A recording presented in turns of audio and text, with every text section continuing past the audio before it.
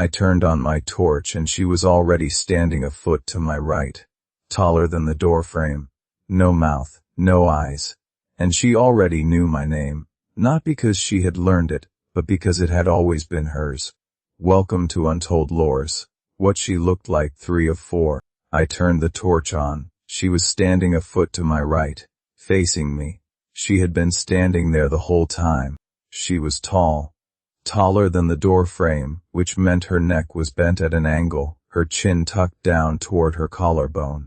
Her skin was the color and texture of concrete left out in the rain. Gray, cracked along the cheeks and jaw, with visible dark lines branching beneath the surface the way veins show through old paper. Her eyes were not there.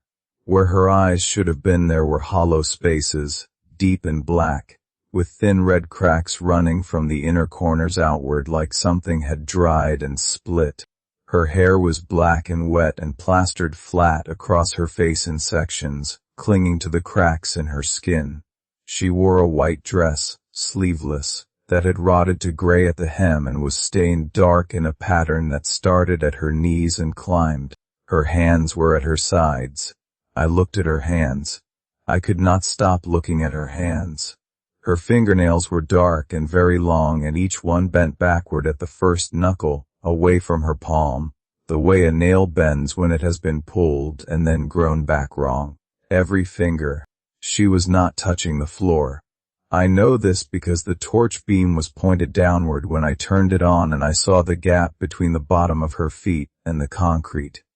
It was not dramatic. It was not floating. It was a gap of perhaps 2 centimeters. Just enough to know. The air around her was cold in a specific way. Not the cold of an empty building. The cold of a surface that has been cold for a very long time and has stopped remembering that warmth exists. And the smell was hers, entirely hers, wet concrete and the sweetness gone wrong, coming off her in a slow, continuous exhalation even though I could see that she was not breathing. I stood with the torch. I could not move. Not because I was paralyzed this time, because I understood that moving would make something happen that had not happened yet, and that the moment before the worst thing is still the moment before it. Her head turned. It turned before her body did. The head rotated toward me and the body caught up a fraction of a second later, wrong-jointed and wrong-weighted like a doll being adjusted. And when her face was fully turned to me I saw what I had not seen before, because she had been looking slightly away. She had no mouth. Where her mouth should have been the skin was smooth and unbroken, pulled flat from jaw to jaw, the same gray cracked surface as the rest of her face. No seam, no line, no indication a mouth had ever been there. But I could hear her. Not through my ears, through my chest, a low vibration that moved through my sternum and up into my teeth, a sound below sound, felt rather than heard, that formed itself into a single word. My name, my full name, the name that was carved inside the wall. It moved through my ribcage and I felt it in the backs of my eyes. She knew my name. She had always known my name. The carving was not a warning. It was not a message for me to find. It was something she had put there to keep. The way you write a name on something you intend to come back to. She had not ended up in this building. She had not been left here. She had stayed here.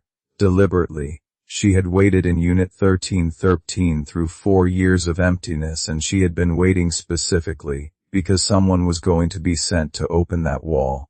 And whoever opened that wall would belong to her the way the name in the cavity belonged to her. Razif had known. The careful pause. The way he looked at his clipboard. The way he said anything else like he was reading from a script. I had been sent here. I opened my mouth to scream. No sound came. My vocal cords had stopped. The vibration in my chest was drowning everything. She raised one hand. The backward bent nails caught the torchlight. She reached toward my face with 2 fingers and I watched them come closer and I could not step back. Her touch landed on my closed eyelids, 1 finger on each, and the cold went through my eyes and into the back of my skull like ice driven inward. And everything went dark. Not the dark of the stairwell. Not the dark of a building at 3 a.m., the dark of somewhere else. The dark of inside the wall. I woke up inside Unit 1313 and I was not alone. Something had changed in my body while the dark had me. And when I looked at my hands, I understood what she had taken. That's it for part 3. Follow Untold Lores for part 4. Like and subscribe for daily stories.